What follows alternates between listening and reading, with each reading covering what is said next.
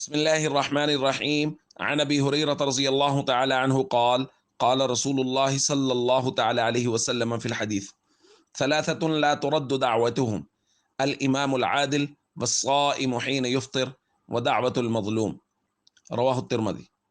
नबी करीम सल्लल्लाहु अलैहि वसल्लम ने इरशाद फरमाया, तीन किस्म के लोग वो हैं जिनकी दुआ रद्द नहीं होती। एक आदिल बादशाह, दूसरा रोज़ादार जब वो इफ्तार कर रहा हो, और तीसरा मजलूम की दुआ। यरफ़उहा फ़ौक़ल गमाम, अल्लाह ताला उसको बादलों के ऊपर उठा लेते हैं। व तुफ़त्तहु लहा अबवाबुस्समा, उसके लिए आसमान के दरवाजे खुल जाते हैं। व यक़ूलु रब्ब अज़्ज़ व जल, अल्लाह रब्बुल इज़्ज़त फरमाते हैं, व इज़्ज़ती लअंसुरन्नक वलौ बअदहीन, मेरी इज़्ज़त की कसम मैं तुम्हारी मदद ज़रूर करूँगा अगरचे कुछ वक्त के बाद ही क्यों ना हो। दोस्तों, यहाँ तीन किस्म के लोगों का जिक्र किया गया। मुख्तलिफ जगहों पे नबी पाक सल्लल्लाहु अलैहि वसल्लम ने मुख्तलिफ लोगों की दुआओं की कबूलियत का जिक्र किया है।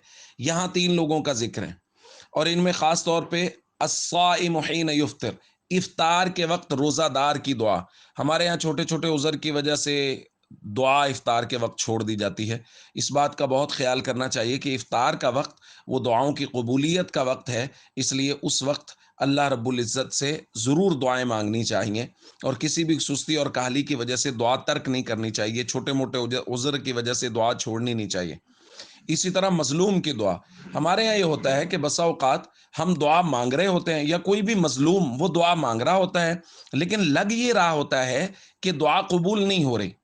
याद रखिए, अल्लाह रब्बुल इज़्ज़त ने हमें पैदा किया है, अल्लाह हमारे हाल को हमसे ज़्यादा बेहतर जानते हैं।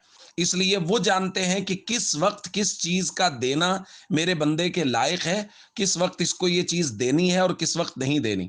इसलिए जो हम ये समझ रहे हैं कि ये दुआ कबूल नहीं हो रही, अल्लाह रब्बुल इज़्ज़त के यहाँ उसका सही और मुनासिब वक्त होता है जब वो अल्लाह रब्बुल इज़्ज़त हमें देना चाहते हैं। इसलिए आखिर में हुज़ूर ने फरमाया, व इज़्ज़ती लअंसुरन्नक वलौ बअद हीन, मेरी इज्जत की कसम मैं तुम्हारी मदद जरूर करूंगा, चाहे मसलहत की वजह से कुछ ताखीर हो जाए।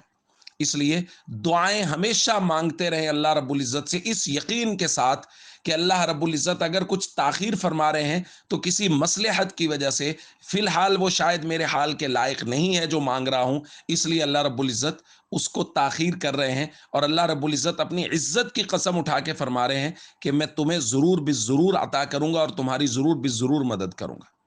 अस्सलामु अलैकुम वरहमतुल्लाहि वबरकातुहू।